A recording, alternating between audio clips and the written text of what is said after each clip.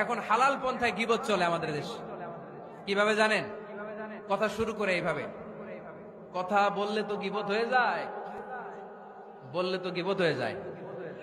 তারপরেও বলি একটু, আছে না নাই? হালাল পন্থায় গীবত কি কমু ভাইজান, বললে তো গীবত হয়ে যায়। হালাল করতেছে এটা, হালাল হালাল হালাল না, বললে যদি গীবত হয়ে যায় তো বলবেন কেন? থামেন। কোন মুমিন কখনো গীবত করতে পারে? মেরাজের রাতে আল্লাহর হাবিব সাল্লাল্লাহু আলাইহি ওয়াসাল্লাম দেখলেন কিছু লোক লাহুম আযফারুন মিন নুহাস, তামার আগুন দিয়ে নখ বানানো, নখর ধারালো, ইয়াখদাশুনা বিহি উজুহাহুম ওয়া সুদুরাহুম, তারা তাদের নখ দিয়ে জাহান্নামে নিজের গালের গোশতগুলো, বুকের গোশতগুলো ছিঁড়ে ছিঁড়ে খাচ্ছে, আর তাদের ব্যথা যন্ত্রণা দেখে পুরো জাহান্নামের অন্য লোকরা থারথার করে কাঁপছে।